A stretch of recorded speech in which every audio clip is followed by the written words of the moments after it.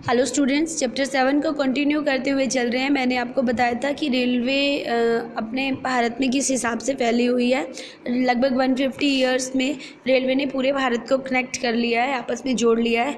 कुछ ऐसे एरिया हैं जहाँ तक अभी रेलवे नहीं पहुँची है, ठीक है, जैसे कि कश्मीर घाटी तक रेलवे नहीं पहुँची है, तो वहाँ भी कोशिश की जा रही है कि स्प्रेड हो जाए, ठीक है। लेकिन उसके बाद आता है कि रेलवे को बहुत हद तक हमने पूरे भारत में फैला भी दिया है। उसके बाद प्रॉब्लम्स क्या आ रही है रेलवे की आगे, तो सबसे जो बड़ी और पहली प्रॉब्लम आ रही है, अलग अलग पार्ट्स को डिफाइन कर रखा है इन्होंने। Sandy plain of western Rajasthan. Sandy plain होता है कि जो आपने देखा बहुत मिट्टी वाला एरिया, जहाँ सैंड ड्यून्स उठते रहते हैं, बनते रहते हैं, बहुत आंधी चलती रहती है।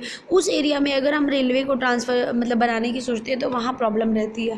पहली प्रॉब्लम तो यही आती है कि सैंड ड्यून्स उड़ते रहते हैं, तो मे बी सैंड ड्यून्स आए और रेलवे की पूरी पटरी के ऊपर से फैल जाए और पता ही ना चले कि रेलवे की पटरी कहाँ थी, ठीक है, क्योंकि लगातार उड़ती रहती है हवा और दूसरी जगह पे अपने सेडिमेंट्स को छोड़ती रहती है, ठीक है।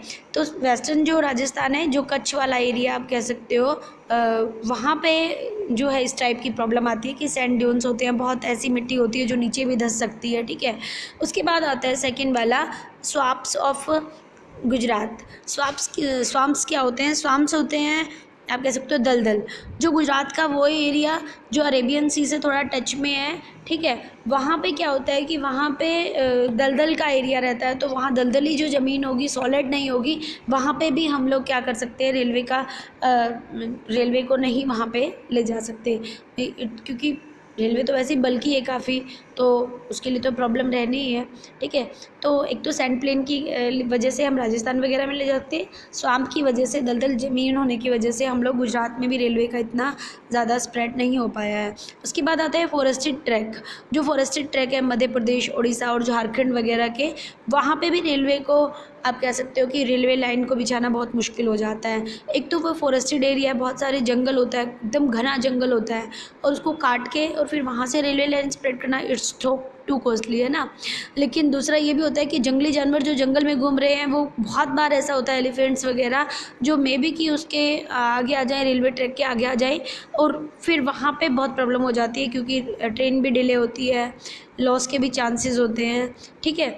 तो 3 चीज़ें मैंने बताई। सैंड प्लेन की वजह से राजस्थान वाला एरिया में नहीं स्टेबिलिटी हो पा रही है इसकी, गुजरात में स्वाम्प्स की वजह से स्टेबिलिटी नहीं हो रही है, और फॉरेस्टेड एरिया जो है मध्य प्रदेश, उड़ीसा और झारखंड, इसको भी ज़्यादा डेवलप नहीं होने दे रहा है, ठीक है। वैसे बहुत में से फैली हुई है, बट कुछ ऐसा एरिया है जहाँ पे अभी रेलवे अच्छे से डेवलप नहीं हो पाई है। उसके बाद stretch of Sahyadri could be crossed only through gaps and passes. मैंने आपको बताया था ना कि डेक्कन की प्लेटू की तरफ अगर जाते हैं तो पासिस देखे जाते हैं, गैप्स देखे जाते हैं, कहाँ पे थोड़ा बहुत रास्ता है प्लेटू के बीच में से, ठीक है। तो सह्याद्री का जो गैप है, स्ट्रेच है, बहुत बड़ा एरिया है, उसमें देखा जाता है कि कहाँ पे थोड़ा बहुत पास है या गैप है, वहाँ से रेलवे को निकाला जाता है।